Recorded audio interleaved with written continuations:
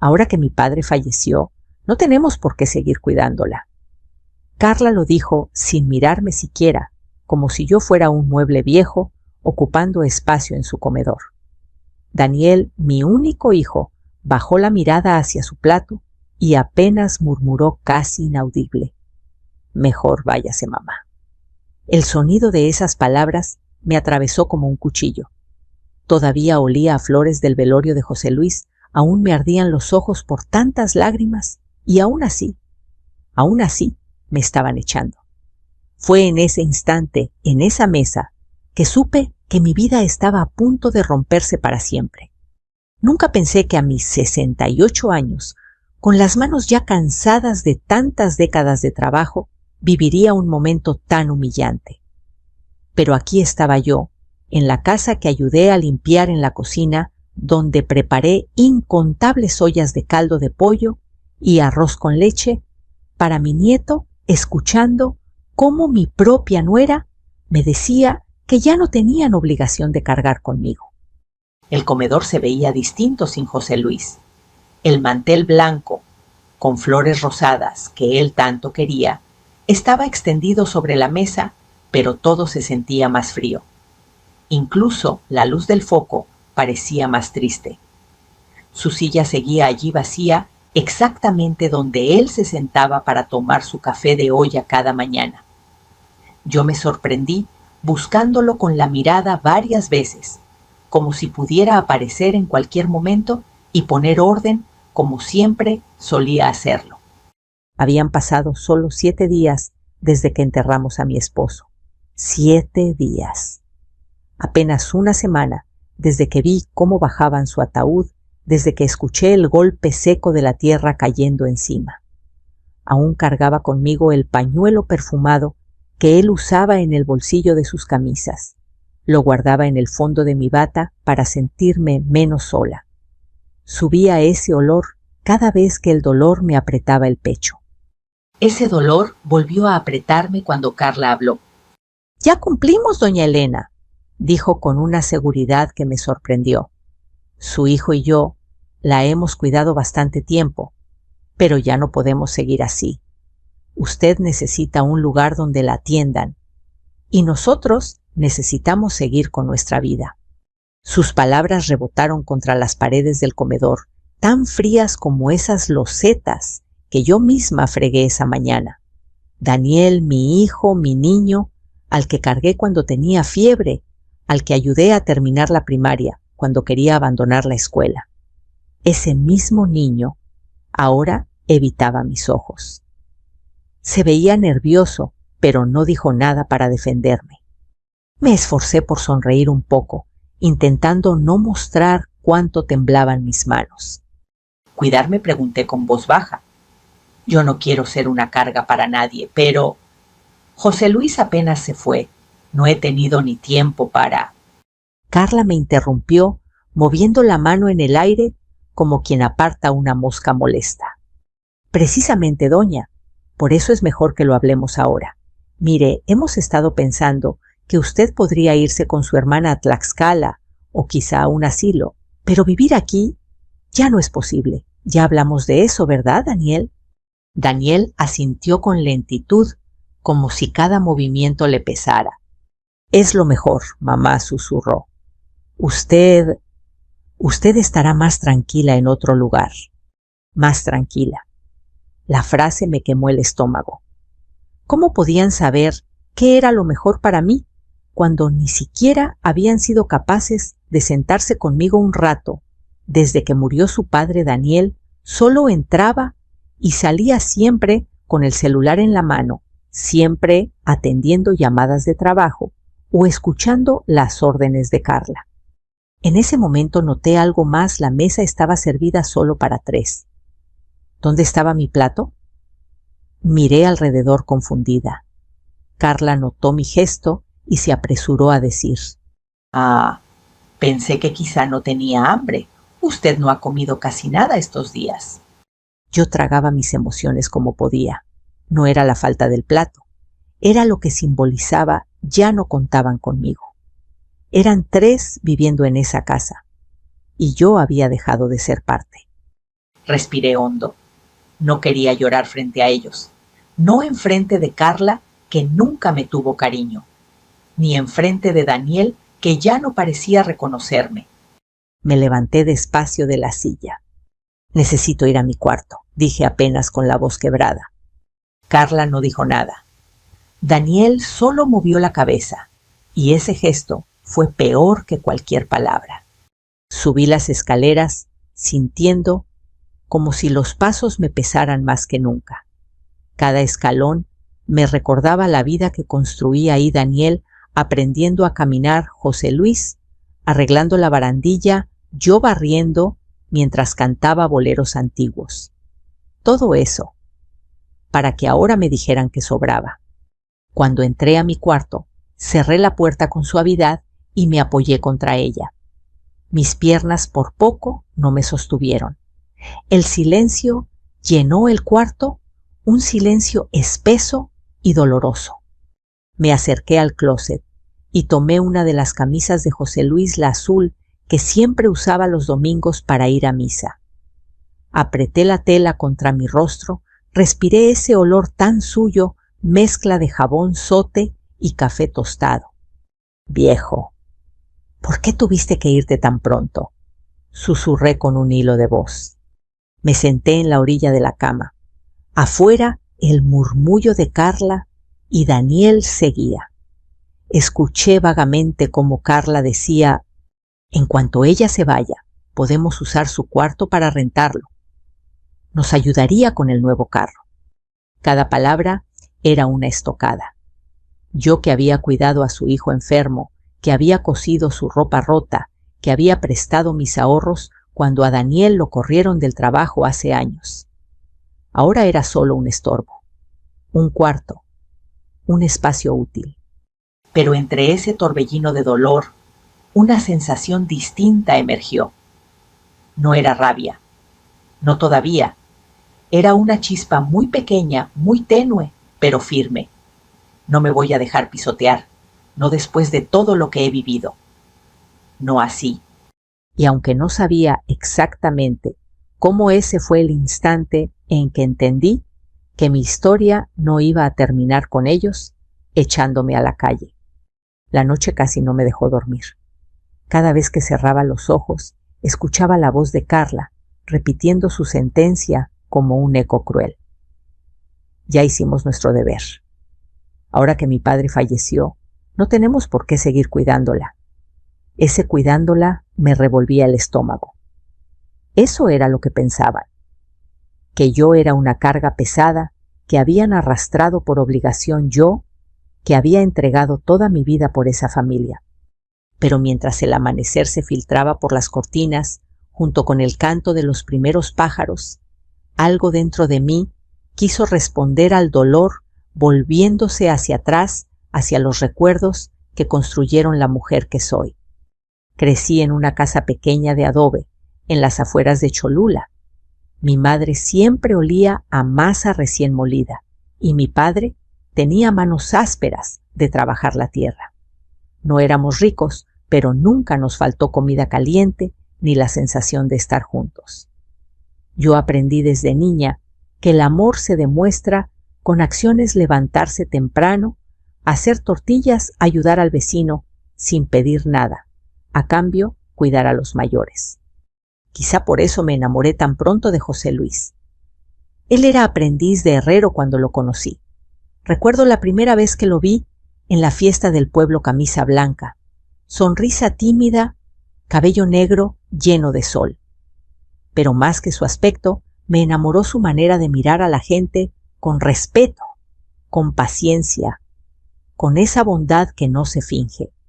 Nos casamos jóvenes sin lujos, una boda sencilla, una comida hecha por mis tías, un vals improvisado en el patio.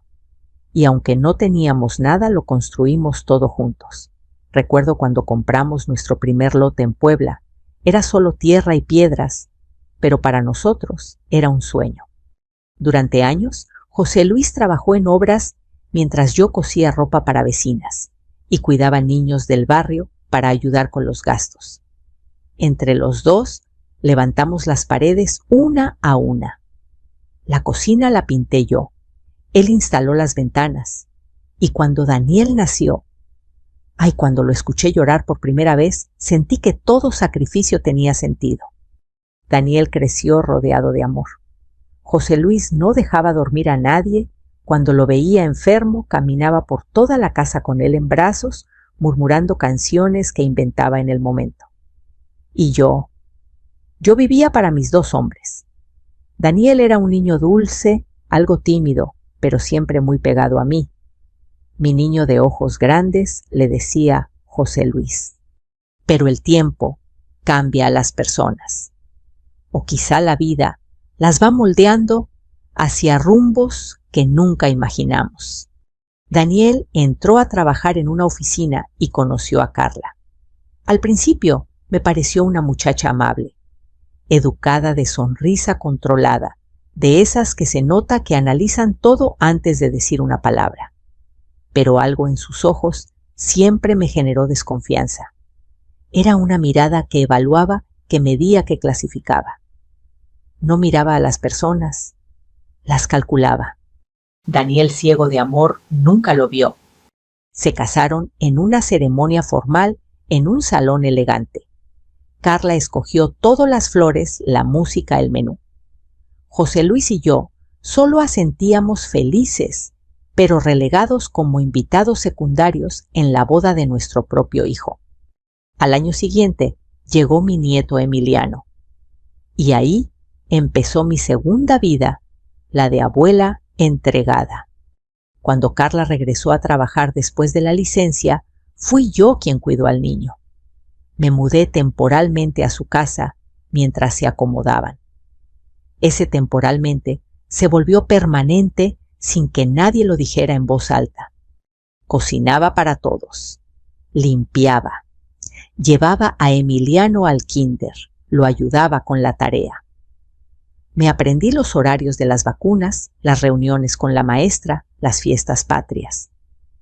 Yo hacía todo con gusto, porque así fui criada. Una familia se sostiene desde el corazón. O eso creía. Carla nunca estuvo contenta con nada. Si el arroz quedaba un poco seco, me miraba con ese gesto de ¿es en serio? Si Emiliano se enfermaba, insinuaba que quizás yo no lo estaba cuidando bien. Hasta los fines de semana eran motivo de juicio. Yo no podía ver mis novelas porque, según ella, incomodaba. José Luis siempre me decía, no te preocupes, Elena, tú y yo sabemos lo que vales. Algún día Daniel se dará cuenta también. Pero ese algún día nunca llegó. Cuando José Luis enfermó, la situación se volvió más dura. Pasamos meses enteros entre consultas del IMSS, medicinas, noches en vela, escuchando su respiración entrecortada. Yo estaba agotada, pero Carla lo estaba aún más. No por cuidar, sino por tener que organizar todo mientras Elena hace lo que puede. Siempre hubo un reproche en su voz. Una semana antes de morir, José Luis me tomó del hombro, con una fuerza que ya no parecía tener. Si algo me pasa, Elena, escucha bien, no firmes nada sin que yo lo haya previsto. Ve con don Ricardo. Él sabe todo, prométemelo. Yo lo abracé llorando, sin entender completamente sus palabras. Ahora las entiendo todas. Volviendo a esa noche en la mesa del comedor, mientras la voz de Carla resonaba todavía en mis oídos, me pareció imposible que la mujer que recibió de mí tantos cuidados durante los embarazos, tantas comidas calientes, tanta ayuda, ahora fuera capaz de decirme que ya no tenían por qué cargar conmigo. Se me vinieron encima años enteros de sacrificio, los amaneceres, haciendo desayunos, las noches con fiebre del nieto, las idas al mercado, las cuentas que yo pagué cuando Daniel se quedó sin empleo, las veces que puse mis ahorros para evitar que los embargaran. Todo, absolutamente todo, quedó reducido a una frase. Ya no tenemos obligación de seguir cuidándola. Me acosté esa noche con el rostro hundido en la camisa de José Luis. Las lágrimas caían solas, silenciosas. Pero en medio de ese dolor, sentí algo nuevo, una especie de murmullo en mi interior, pequeño pero firme, como si la voz de José Luis siguiera ahí, en mi oído, susurrando: «No te dejes, Elena, no te dejes». Y sin saber cómo, en ese momento, supe que esta historia no iba a terminar en un asilo. El amanecer llegó pesado, como si las nubes hubieran decidido quedarse a vivir sobre el techo de la casa. Bajé las escaleras lentamente, aún con los ojos hinchados por la mala noche. En la cocina, el olor a café recién hecho no me reconfortó como otras veces. Ahora parecía ajeno, como si esa casa ya no me perteneciera. Carla estaba de espaldas, moviendo una cuchara dentro de su taza. Escuché cómo golpeaba el borde con un sonido seco impaciente. Daniel estaba sentado mirando el celular. Nadie levantó la vista cuando entré. Sentí un nudo en la garganta, pero me aclaré la voz para saludar. «Buenos días». No hubo respuesta inmediata. Carla se giró por fin con una sonrisa falsa que conocía demasiado bien. «Doña Elena, qué bueno que bajó. Daniel y yo queremos hablar con usted. Siéntese, por favor». Su tono tenía esa suavidad envenenada que usa la gente para decirte algo cruel y hacer que suene como si te estuvieran haciendo un favor. Me senté despacio, aplastando con las manos el borde de mi rebozo para mantenerlas ocupadas y que no notaran cómo temblaban. Carla tomó aire, como si estuviera a punto de dar un discurso importante. «Mire, doña, ayer sentimos que la conversación quedó un poco emocional. Sabemos que está sensible por lo de don José Luis, pero lo mejor es ser prácticos». «¿Verdad, Daniel?» Daniel no levantó la vista de su celular. «Sí, lo mejor es hablarlo ya». Carla puso una carpeta color crema sobre la mesa. No me gustó nada cómo sonaba el golpe de esa carpeta al caer. «Aquí está la solución que pensamos», continuó. «Un lugar muy bonito de verdad. Se llama Casa de Luz. Tiene enfermeras, actividades, comida balanceada, todo.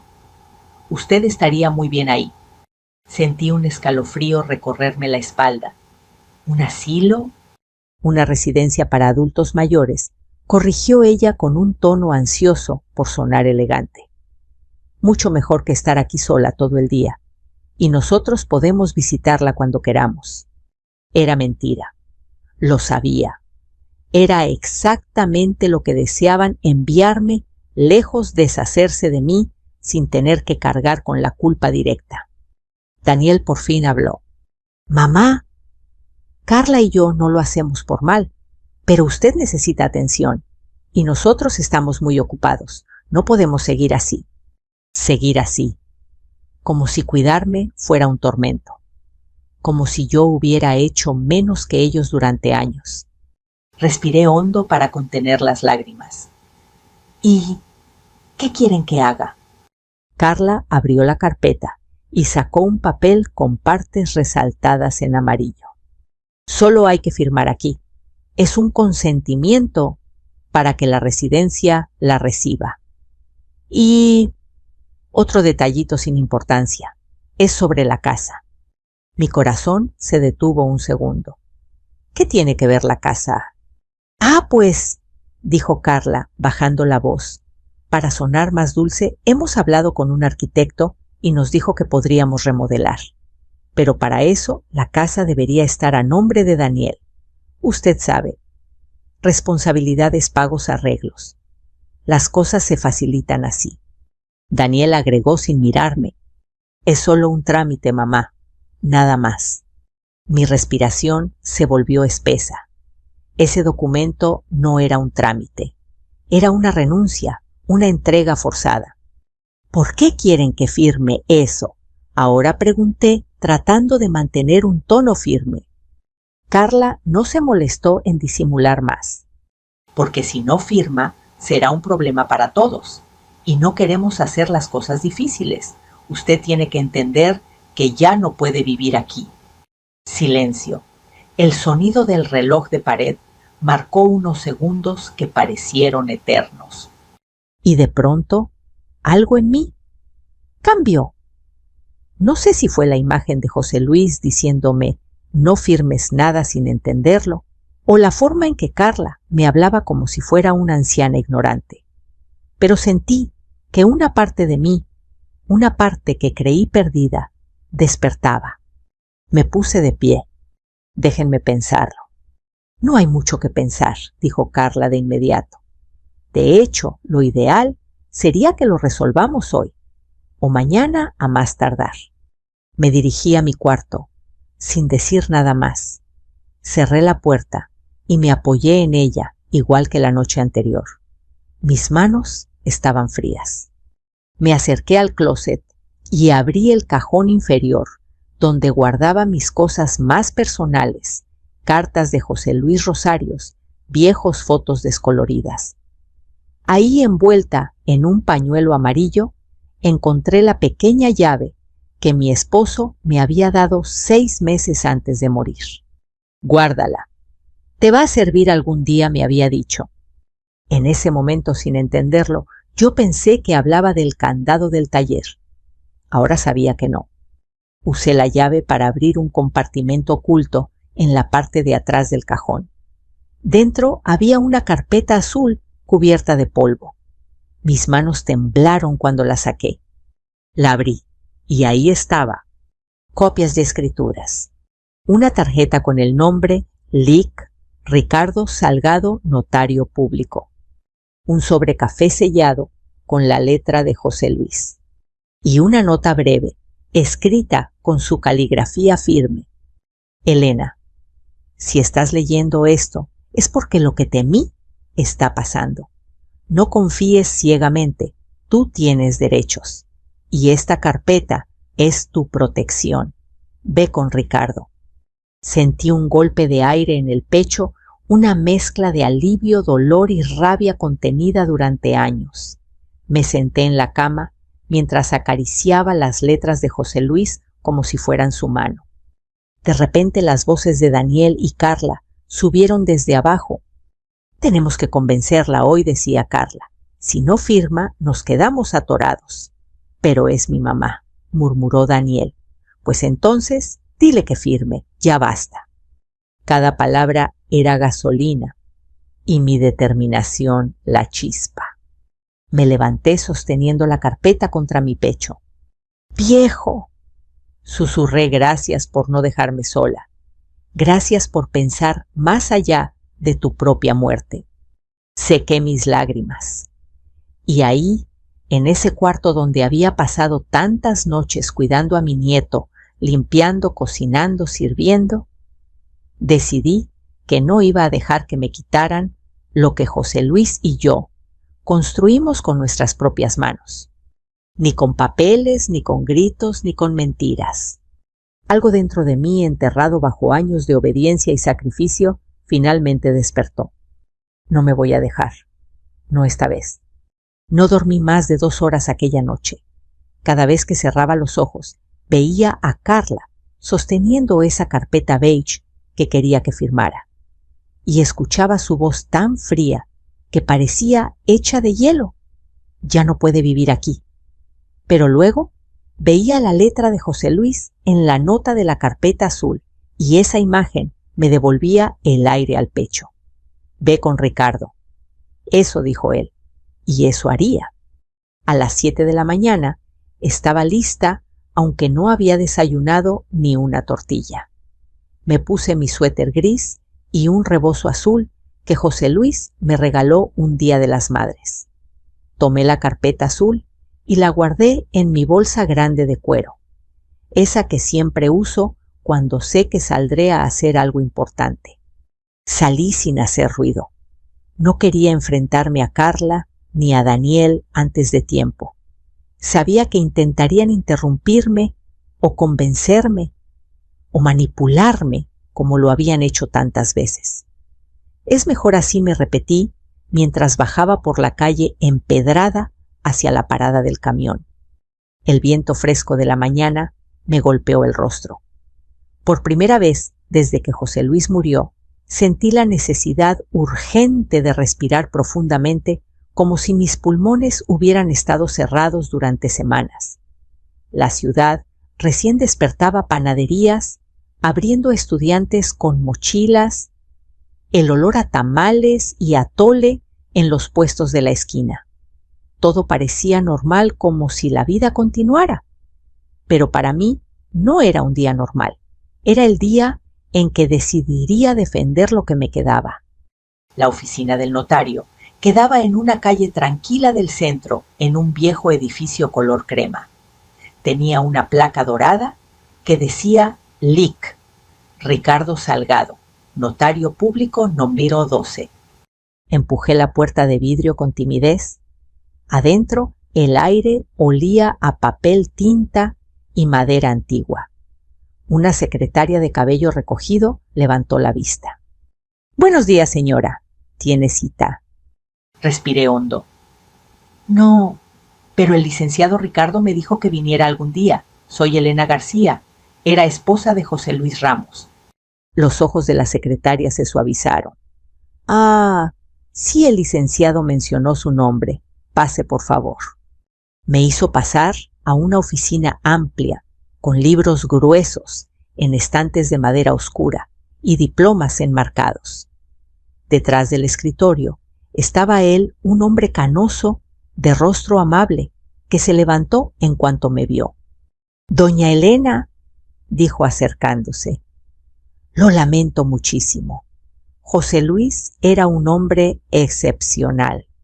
Sentí un nudo en la garganta, pero me obligué a mantener la compostura. «Gracias, licenciado. Él me pidió que viniera a verlo si algo pasaba». «Y algo pasó», respondió él con un tono suave, pero firme. Asentí y saqué la carpeta azul. La puse sobre su escritorio como si fuera un tesoro frágil.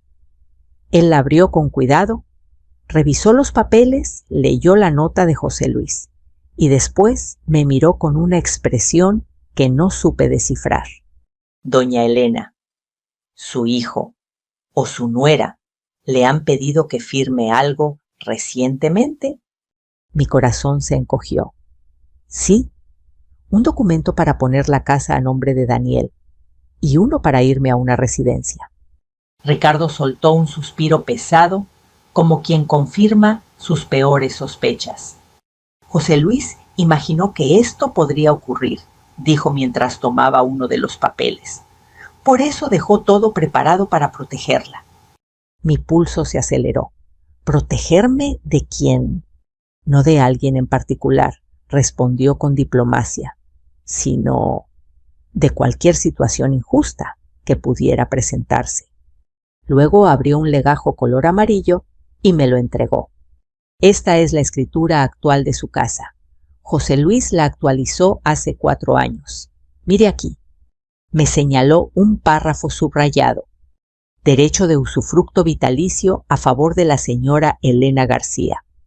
Esto significa», explicó, «que usted tiene derecho legal a vivir en esa casa hasta el día de su muerte. Nadie, absolutamente nadie, puede sacarla sin su autorización. Ni vender, ni remodelar, ni cambiar nada sin su firma». Me llevé las manos a la boca. No sabía si llorar, reír o abrazar a aquel señor. «¿Entonces no pueden obligarme a irme?», pregunté con la voz rota. «No, doña Elena. Aunque lo intentaran, sería ilegal. Y además, hay más». Abrió otro sobre. «Su pensión de viudez y la pensión acumulada también están protegidas. José Luis las registró como ingresos exclusivos suyos. No pueden tocarlas. Y veo aquí». Revisó otro papel que él tenía 2 cuentas de ahorro. Una de ellas a su nombre únicamente. Mis ojos se llenaron de lágrimas. Yo no sabía nada de esto.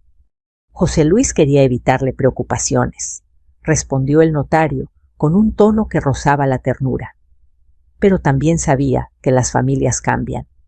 A veces para bien, a veces no tanto. Por eso dejó instrucciones claras. ¿Y qué debo hacer ahora?, pregunté temblorosa. Ricardo se acomodó los lentes. Primero abra una cuenta nueva solo a su nombre y cambie la pensión ahí. Segundo, no firme absolutamente nada sin consultarme. Tercero, si su nuera o su hijo intentan presionarla, me llama. Yo puedo intervenir legalmente. Mi corazón latía tan fuerte que parecía un tambor dentro de mi pecho. Licenciado, susurré. ¿Y si ya están planeando algo? Él asintió con gravedad. Lo más probable es que sí. Pero no se preocupe, usted tiene la ley de su lado y tiene la previsión de José Luis. Sentí una mezcla muy extraña, alivio, pero también dolor. Dolor por darme cuenta de que mi marido, al que amé toda una vida, tuvo que anticipar que nuestro propio hijo podría actuar así. Antes de irme, el notario puso su mano sobre la mía. Usted no está sola, doña Elena. José Luis se aseguró de eso. Salí de la oficina con la carpeta azul bajo el brazo. La calle parecía más brillante, el aire más ligero. Caminé hasta el banco y, siguiendo las instrucciones del notario, abrí una cuenta nueva. Cambié la pensión. Actualicé mi identificación. Cuando vi el comprobante con mi nombre completo y mis fondos protegidos, lloré silenciosamente ahí mismo, en la banquita metálica del banco. Gracias, susurré mirando al cielo. Gracias, viejo, por cuidarme incluso después de irte. Esa tarde regresé a casa. Carla estaba en la sala hablando por teléfono. Sí, mamá, yo creo que ya casi la convencemos. Nomás necesitamos que firme. No sabe nada. Ella confía en nosotros. Ajá, sí, luego podemos rentar su cuarto para ayudarnos con los pagos. Se me heló la sangre, pero algo dentro de mí ya no era débil. Entré con la frente en alto. Ella se giró sorprendida. Ah, doña Elena ya regresó. ¿A dónde fue? A hablar con alguien que José Luis me recomendó, respondí con calma. Él me explicó muy bien qué derechos tengo. Carla frunció el ceño. ¿De qué habla? Sonreí. Una sonrisa pequeña, pero poderosa. Ya lo verán. Los días siguientes se sintieron como si caminara sobre vidrio. Todo parecía igual en la superficie, pero sabía que algo fundamental había cambiado. Antes, cuando escuchaba el sonido de la licuadora o el golpe del refrigerador, corría a la cocina a ver qué necesitaba Carla, a preguntarle si quería que la ayudara. Ahora cada ruido en la casa lo escuchaba con otros oídos, como si fuera el anuncio de una batalla que estaba por empezar. Hice lo que el licenciado Ricardo me indicó. Fui al IMSS, actualicé datos, confirmé el cambio de cuenta. Me cansé, sí. Mi espalda reclamó cada minuto en la fila. Mis rodillas protestaron al subir y bajar escalones. Pero por primera vez en muchos años, cada paso que daba era por mí. No para servir, no para agradar, no para no causar problemas. Por mí. La primera señal de que mi decisión empezaba a incomodar llegó una semana después. Era día de pago de la pensión. Antes el dinero caía directo a la cuenta que Daniel había abierto para administrar mejor las cosas de la casa. Yo nunca pregunté detalles. Confié demasiado. Esa mañana estaba doblando ropa en mi cuarto cuando escuché el tono agudo del celular de Carla en la planta baja. «¡Que no puede ser!», dijo alterada. «¿Cómo que no se hizo el depósito hoy?». Me quedé muy quieta, con una camiseta de Emiliano entre las manos. Sabía exactamente de qué depósito hablaba. Bajé fingiendo no haber oído nada. Carla estaba frente a la computadora, el ceño fruncido, tecleando furiosamente. Daniel estaba parado a un lado en pijama, con cara de sueño. ¿Pasa algo?, pregunté, con voz lo más neutra posible. Carla me lanzó una mirada que cortaba. El IMSS no depositó la pensión Este mes escupió. ¿Sabía algo de eso, doña? Sentí las miradas de ambos clavarse en mí. Me enderecé. Sí, respondí con calma. Cambié la cuenta. Ahora está a mi nombre. Un silencio espeso cayó sobre el comedor. Carla parpadeó 2 veces como si no hubiera entendido. ¿Cómo que a su nombre? Pues es mi pensión, no dije tratando de mantener la voz firme. El dinero que José Luis dejó para mí. El licenciado me explicó que me pertenece, así que ahora yo lo manejo. Daniel se pasó la mano por el cabello nerviosos. Mamá, pero siempre lo hemos usado para pagar la luz, el agua, el súper. Usted sabe que con mi sueldo apenas alcanza. ¿Por qué no nos consultó?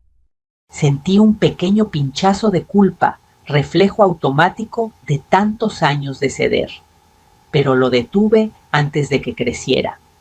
Tampoco me consultaron cuando decidieron que ya no podían seguir cuidándome.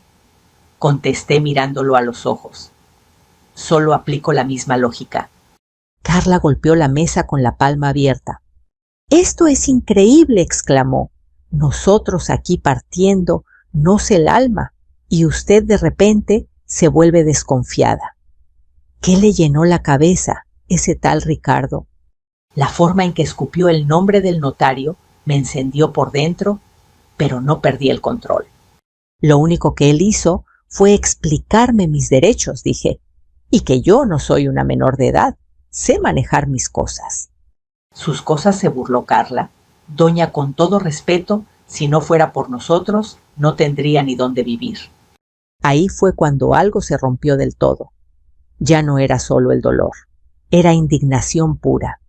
Esta casa, dije, apoyando las manos en el respaldo de la silla, la empecé a construir con su suegro cuando ustedes ni existían. Cada ladrillo, cada azulejo, cada puerta, Carla. Y legalmente tengo derecho a vivir aquí hasta que Dios me llame. El notario me lo dejó muy claro. Ambos se quedaron callados. La palabra notario pareció incomodarles más que todo lo demás. ¿De qué está hablando, mamá?, murmuró Daniel inquieto. De que ya no voy a firmar nada sin entenderlo. De que si quieren que hablemos de casa, dinero o residencias, lo vamos a hacer con papeles. Y con ley de por medio, respondí. Carla apretó los labios. No podemos seguir así, dijo tajante. Yo no voy a estar pagando sola los gastos de la casa mientras usted se guarda su pensión porque sí. Yo no dije que no iba a cooperar, repliqué. Dije que el dinero lo manejo yo. Siéntense, hagan cuentas y vemos cuánto puedo aportar. Pero eso de tomar todo y después decidir por mí, se acabó. Daniel evitaba mi mirada. Estaba pálido. Mamá, esto nos complica mucho, musitó. Yo contaba con ese dinero. Si no pagamos la tarjeta este mes. Carla lo interrumpió. Claro, ahora la señora piensa primero en ella. Qué conveniente justo cuando más la necesitamos. Quise recordarle cuántas veces ellos habían necesitado mis ahorros, cuántas veces los salvé de atrasos, en el coche, la escuela, el seguro. Pero me mordí la lengua. Sabía que con personas como Carla, los favores nunca cuentan, solo las obligaciones. Estoy dispuesta a ayudar, repetí, pero no a costa de quedarme en la calle si algún día ustedes deciden que ya no me quieren aquí. Hubo un intercambio de miradas silencioso entre ellos, ese tipo de conversación muda que tienen las parejas que ya se conocen los gestos. Finalmente Carla habló con un tono que aparentaba calma, pero traía veneno en cada palabra. Mire, doña, vamos a dejar esto claro. Usted tiene 2 opciones. 1, coopera como antes y firma los papeles para que podamos manejar la casa sin problemas. O 2, pues, se va a ese asilo bonito que encontramos. Ahí no tendrá que preocuparse de nada. Nosotros seguimos con nuestra vida y todos felices. No voy a firmar nada, respondí sentenciando cada sílaba. Y no me voy a ningún lugar que ustedes escojan sin que yo lo decida. La mandíbula de Carla se tensó. Daniel, acorralado, solo alcanzó a decir: Esto no va a acabar bien. Esa noche, mientras fingía ver la televisión en la sala, los escuché discutir en la recámara. Te dije que no dejaras que fuera a ese notario, reclamaba Carla. Ahora la vieja se siente empoderada. ¿Qué querías que hiciera? No soy su carcelero, respondió Daniel a la defensiva. Pues parece que sí necesitamos uno, escupió ella. Porque si no se nos sube encima. Y sin su pensión, dime, ¿cómo vamos a pagar todo? ¿Podríamos hablar con ella? ¿Llegar a un acuerdo? Sugirió el débil. No, gritó Carla. Si le cedes ahora, mañana va a querer más. Lo mejor es que se vaya. Entre más rápido, mejor. Sentí un mareo. Vieja. Así me llamaba cuando creía que no la escuchaba. Me llevé la mano al pecho. El corazón me latía desbocado. Pero debajo del miedo también estaba esa chispa de rebeldía que ya no quería apagarse. Me fui a mi cuarto, cerré la puerta y me senté en la cama. Abrí la carpeta azul otra vez, como quien abre una caja de herramientas antes de reparar algo roto. Toqué con la yema de los dedos cada documento, la escritura, los papeles de la pensión, la tarjeta del notario. No era solo papel, era la prueba de que José Luis había confiado en mí, que creyó que yo sería capaz de defenderme. Miré mi reflejo en el espejo del tocador. La mujer que vi no era solo una viuda triste. Tenía ojeras, sí, arrugas profundas y cabello cano. Pero sus ojos, mis ojos tenían algo distinto. Determinación. No voy a esperar a que me suban a una camioneta y me lleven a donde ellos quieran, me dije en voz baja. Si alguien se va de esta casa, no seré yo. Esa noche, por primera vez en mucho tiempo, recé no solo pidiendo resignación, sino fortaleza. Fortaleza para la guerra de papeles que sabía que estaba por venir. No tuve que esperar mucho para que la guerra empezara de verdad. 2 días después del incidente de la pensión, como seguramente Carla lo llamaba en su mente, me encontraron en la cocina preparando un café sencillo para mí. Ya no hacía ollas enormes para todos, solo lo justo. Había decidido dejar de adelantarme a sus necesidades. Si querían comer, que se organizaran. Carla entró primero con su perfume fuerte llenando el aire. Daniel la seguía como una sombra con expresión tensa. Doña Elena, dijo ella, con una formalidad que sonó a burla. ¿Podemos hablar un momento en el comedor, por favor? Apagué la estufa y me sequé las manos en el delantal. El corazón me latía un poco más rápido, pero respiré profundo. Tomé mi taza y la llevé conmigo como un pequeño escudo de calor. En la mesa había otra vez una carpeta, esta vez color gris. Carla la colocó justo en el centro, como si fuera una bomba a punto de explotar. ¡Mire!, empezó cruzando las manos sobre el documento. Ya hablamos con un abogado amigo de mi mamá. Nos explicó que lo mejor para todos es dejar las cosas claras por escrito. Sonreí con calma. Me parece muy bien, respondí. A mí también me gustan las cosas claras. Carla frunció ligeramente el ceño, como si no hubiera esperado esa respuesta. Aquí, continuó abriendo la carpeta, hay un convenio. Nada del otro mundo, solo establece que usted nos cede la administración total de la casa y que a cambio nosotros nos hacemos responsables de todos los gastos y de buscarle una residencia cómoda. Claro, murmuré. O sea, me quitan todo y yo les agradezco. Daniel intervino incómodo. Mamá no es así. Solo es para que las cosas estén a nombre de alguien que pueda responder. Tú ya estás grande, cualquier cosa que pase. Tengo 68, no 120, lo corté, y según la ley puedo responder por lo mío, más cuando se trata de la casa que construí con tu padre. La mandíbula de Carla se tensó. Mire, dijo señalando con una uña perfectamente pintada una línea en el documento. Aquí solo dice que usted renuncia a cualquier derecho futuro sobre la propiedad.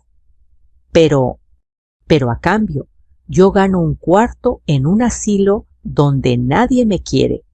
La interrumpí. Es así. Un silencio incómodo cayó sobre la mesa. No lo diga así, se quejó Daniel. No es que no te queramos, mamá. Es que estamos cansados. Esa frase me dolió más que cualquiera de las anteriores. ¿Cansados de qué, Daniel?, pregunté con voz baja. ¿De comer lo que cocino? ¿De que cuide a tu hijo? ¿De que con mi pensión pagáramos las cuentas? Él apretó los labios. No tuvo respuesta. Mire, doña, insistió Carla, dejando a un lado cualquier apariencia de ternura, lo que pasa es que sin su pensión se nos complica todo. Y la verdad, ya no podemos hacernos cargo de usted. No es justo que todo caiga sobre nosotros. No es justo, repetí, saboreando las palabras. Tiene razón. Se miraron sorprendidos de que les diera la razón tan fácilmente. Me incliné un poco hacia adelante. No es justo que después de que José Luis y yo construimos esta casa, ustedes pretendan quedarse con ella como si yo fuera una inquilina. No es justo que usen mi pensión, mis ahorros y mi trabajo. Y encima me manden a un asilo cuando ya no sirvo. Tiene toda la razón, Carla. Eso no es justo. Carla se puso roja. Entonces, ¿qué propone?, espetó. ¿Que sigamos manteniéndola aquí, sin apoyo, sin nada? Sonreí, pero esta vez mi sonrisa no era triste. No necesito que me mantengan, dije. Ya hablé con el notario. La casa tiene un usufructo vitalicio a mi favor. Eso significa que yo tengo derecho a vivir aquí hasta que muera. Y la pensión es mía por ley. Puedo cooperar con los gastos, pero la decisión de a dónde voy o no voy es mía. Daniel abrió la boca sorprendido. ¿Usufructo?, balbuceó. ¿Qué es eso? Es lo que pasa cuando uno se preocupa por proteger a la persona que ama, contesté. Tu padre lo hizo. Pensó en mí. Y también en ti, aunque no lo veas. ¿En mí?, dijo Daniel confundido. Sí, respondí. Porque si tú quisieras hacer las cosas bien, podrías vivir aquí respetando mis derechos, sin pisotearme. Pero eso ya no depende de mí. Carla se levantó de golpe, empujando la silla. Esto es absurdo. Es nuestra casa también. Nosotros hemos pagado muchas cosas, hemos invertido, Y nadie les quita eso, interrumpí con firmeza. Pero la propiedad no está a su nombre aún, y mientras yo viva, tengo derecho a este techo. Así que o aprendemos a convivir con reglas nuevas, o ustedes buscan otro lugar donde vivir. Las palabras se quedaron flotando en el aire, pesadas, definitivas. Daniel se levantó despacio. ¿Nos estás corriendo, mamá?, preguntó con una mezcla de rabia y dolor. Me costó trabajo no quebrarme, pero mantuve la mirada fija en él. No, hijo, solo te estoy diciendo una verdad que no quieres escuchar. Esta casa es mi hogar. Yo no me voy. Si alguien siente que ya no puede vivir conmigo respetando mis decisiones, es libre de irse. Carla lanzó una carcajada amarga. Mira nada más, se burló. La víctima se volvió dueña del circo. Quise contestar algo hiriente, pero me detuve. No quería convertirme en lo que ellos eran. Solo dije, voy a hacer café. Si quieren una taza, ahí está la olla. Me di la vuelta y fui hacia la cocina. Mis piernas temblaban, pero cada paso se sentía justo. Esa misma tarde recibí una llamada del notario. Doña Elena, dijo Ricardo, solo le aviso que su hijo vino a verme. Mi corazón dio un vuelco. Daniel, ¿qué quería? Pidió información sobre la escritura de la casa y preguntó si había forma de cambiar el usufructo. Sin su firma, explicó el notario. Le dije por supuesto que era imposible y que cualquier intento de presionarla podría considerarse abuso. Cerré los ojos. No sabía si sentir tristeza o alivio. Gracias por avisarme, licenciado. No tiene nada que agradecer, respondió él. José Luis fue muy claro. Cuide a Elena como si fuera de su propia familia. Eso estoy haciendo. Colgué con un sentimiento raro. Mis sospechas se confirmaban. Daniel y Carla no iban a rendirse tan fácil, pero tampoco yo. La tensión creció dentro de la casa como una tormenta. Carla dejó de hablarme. Si necesitaba algo, se lo pedía a Emiliano para que éste me lo dijera. Mi mamá dice que si puede lavar esta olla. Mi mamá dice que si ya acabaste en el baño. Como si yo fuera una empleada invisible. Daniel estaba cada vez más ausente y cuando estaba presente se refugiaba en el celular. Evitaba conversaciones incómodas. Evitaba mirarme. Un sábado por la mañana, mientras barría el patio, los vi acomodar cajas en la sala. Cajas de cartón, maletas, libros. ¿Se van de viaje?, pregunté desde la puerta con voz tranquila. Daniel se sobresaltó. Nos vamos a un departamento, dijo sin rodeos, cerca de mi trabajo. Solo será un tiempo hasta que podamos resolver esto mejor. Carla ni siquiera se dignó a saludar. Dio indicaciones al mozo que habían contratado, señalando qué muebles llevar. Sentí una punzada en el pecho, no solo por ellos, sino por mi nieto. Emiliano corría de un lado a otro confundido. ¿Y Emiliano?, pregunté con dificultad. ¿También se va? Daniel dudó un segundo. Claro, mamá, es mi hijo. Lo sabía, pero dolía escucharlo. Me acerqué al niño, me agaché con esfuerzo y lo abracé fuerte, oliendo su cabello, memorizando ese momento. Te quiero mucho, mi niño, le dije. Aquí va a estar siempre tu casa. Aunque no vivas aquí, este siempre será tu hogar. Él me miró con esos ojos grandes que tenía desde bebé. Yo también la quiero, abuelita. ¿Voy a poder venir a dormir a veces? Tragué lágrimas. Cuando tú quieras, mi amor. Los vi irse con una mezcla de alivio y luto. La puerta se cerró y el eco del portazo recorrió toda la casa. Por primera vez en muchos años, el silencio era completo. Me quedé de pie en medio de la sala, rodeada de muebles, fotos, recuerdos y vacío. Un vacío que dolía así, pero también un espacio que por fin era mío. Entonces, me dije en voz baja, aquí empieza de nuevo. La guerra de papeles la había ganado, pero ahora tenía que aprender a vivir con la victoria y con la soledad que traía consigo. 6 meses han pasado desde aquella noche donde la puerta se cerró tras ellos. Recuerdo el portazo, el eco en el pasillo, el silencio absoluto que me envolvió. Pensé que sería insoportable, pero algo inesperado ocurrió. Ese silencio me dio espacio. Espacio para mirarme al espejo sin miedo. Espacio para respirar sin cargar culpas. Espacio para ser yo otra vez la protagonista de mi vida. Desde entonces he hecho pequeños cambios que para mí significan todo. Convertí uno de los cuartos libres en estudio. Allí tengo mi máquina de coser, algunas telas que guardaba desde años y una luz de lectura junto a la ventana que da al jardín. Alquilé otras 2 habitaciones para estudiantes de la universidad cercana. Ellos pagan una renta modesta, pero trae risas de joven y movimiento al pasillo que antes solo tenía pasos lentos. Me encanta despertarme y escuchar. Buenos días, doña Elena. A veces camino por el centro de Puebla. Al mediodía compro tamales de rajas, bebo atole de avena, saludo al señor que hace globos en la plaza. Me detengo en la iglesia, me persigno y le doy gracias a Dios.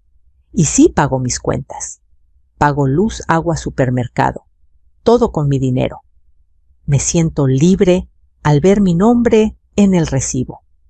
Lo que antes era motivo de temor, pagar sola, ahora es motivo de orgullo. No diré que la vida de la abuela tranquila sin dramas existe de verdad. No es mi caso.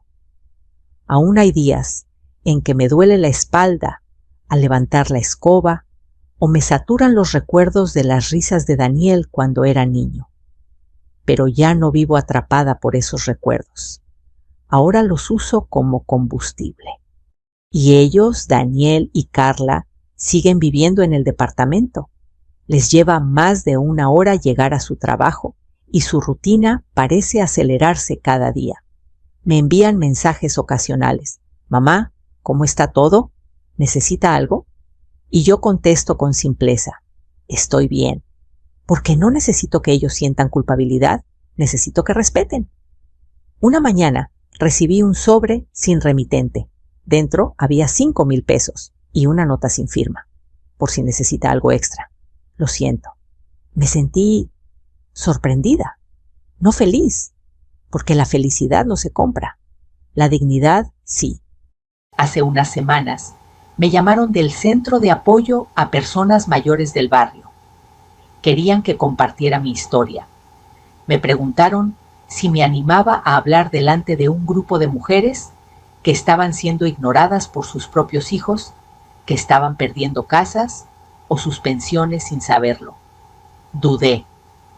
No me creía una oradora, pero recordé aquella voz de mi marido susurrándome: cuídate como si fuera de tu propia familia. Así que acepté. El día de la charla, me senté frente a unas 30 señoras grandes. Tenían sus canas, sus arrugas, sus miradas cansadas, pero sus ojos brillaban cuando conté mi historia, la habitación vacía, el ultimátum, la carpeta azul, el notario, la victoria. Y cuando les decía, no te quedes callada, no importa que seas mayor, tienes derechos. Vi cómo algunas sollozaron, otras apretaron la mano de sus amigas, muchas anotaron números de servicio legal. Aquella tarde supe que la libertad no solo me pertenecía a mí, se estaba expandiendo. Ahora quiero hablar contigo, que me escuchas. Sí, tú, desde Culiacán, Monterrey, Oaxaca, Puebla, Ciudad de México. ¿En qué ciudad me estás escuchando? ¿Has sentido alguna vez que tus hijos te miran como ya basta, que tu pensión, tu casa, tus recuerdos se vuelven para alguien más una oportunidad, que tu vida parece medida en lo que aportas en lugar de lo que vales?